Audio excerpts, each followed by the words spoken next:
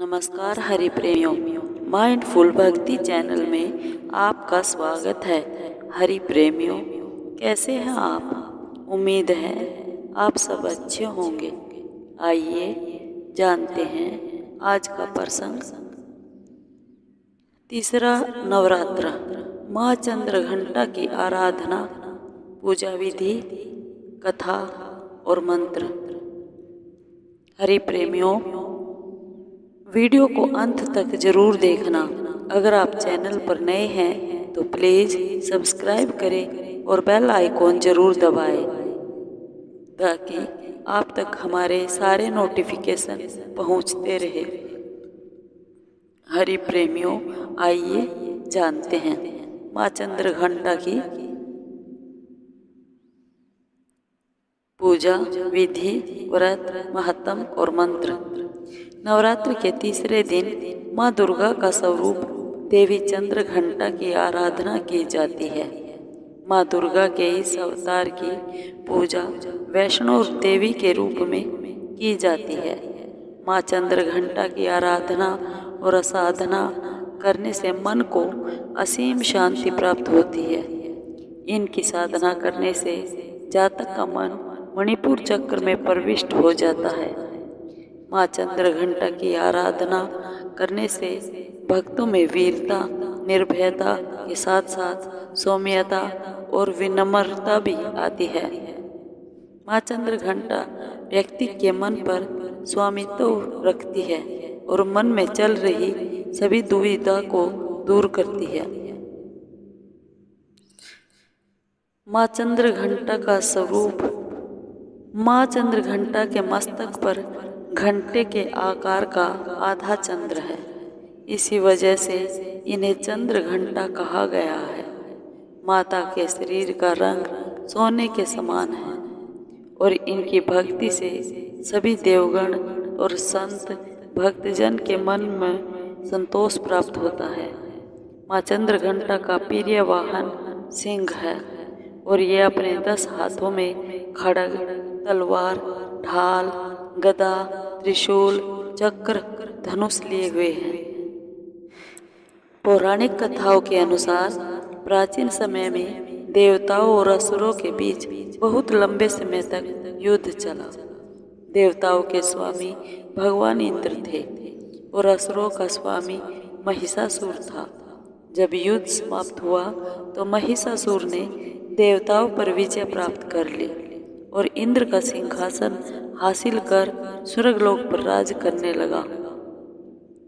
महिषासुर के आतंक के कारण सभी देवतागण परेशान हो गए थे और इस समस्या का हल निकालने के लिए वे देवादिदेव महादेव, ब्रह्मा और विष्णु के पास गए। सभी देवताओं ने त्रिदेव को बताया कि राक्षस महिषासुर ने इंद्र, चंद्र, सूर्य, वायु और अन्य सभी देवताओं के अधिकार छीन लिए हैं और इन्हें बंधक बना लिया है, स्वर्गलोक में रख दिया है। महिषासुर के अत्याचार के कारण अन्य सभी देवता पृथ्वी पर विचरण कर रहे हैं और उन्हें स्वर्ग से निकाल दिया गया है।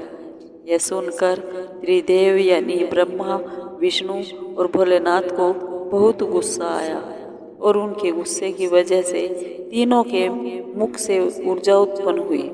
इन तीनों की ऊर्जा के साथ ही अन्य देवगणों की ऊर्जा भी इस ऊर्जा से जाकर मिल गई। उसी ऊर्जा से वह एक देवी का अवतरण हुआ और उन देवी का नाम चंद्रघंटा पड़ा। भगवान महादेव ने माँ चंद्रघंटा को त्रिशूल और भगवान विष्णु ने उन्हें चक्र प्रदान किया। इसी प्रकार सभी देवी देवताओं ने उन्हें अस्त्र शस्त्र भेंट किए। भगवान इंद्र ने अपना वज्र और ऐरावत हाथी से उतार कर एक घंटा दिया। सूर्य ने अपना तेज और तलवार माँ चंद्रघंटा को दिया और सवारी के लिए एक शेर प्रदान किया। इसी वजह से इस ऊर्जा का नाम देवी चंद्रघंटा पड़ा। देवी चंद्रघंटा ने महिषासुर का वध किया था। जब देवी चंद्रघंटा महिषासुर के समक्ष आई तो वह समझ गया था कि अब उसका काल यानी मृत्यु आ गई है।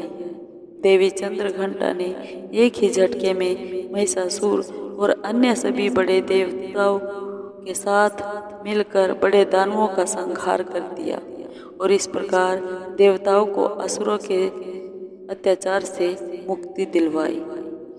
पूजा विधि। नवरात्रों में सुबह जल्दी नहाकर माँ चंद्रघंटा का स्मरण करें और उन्हें प्रणाम करें। इसके बाद माँ को स्नान कराए। स्नान कराने के लिए कलश में शुद्ध जल भर ले और उसमें थोड़ा सा गंगा जल मिलाए। साथ ही कलश में चावल, सिक्का और सुपारी डाल दे। इस जल से माँ को स्नान कराए। स्नान कराने के बाद माँ चंद्रघंटा को पीला फूल चढ़ाए। माँ को पीला रंग अत्यंत पसंद है।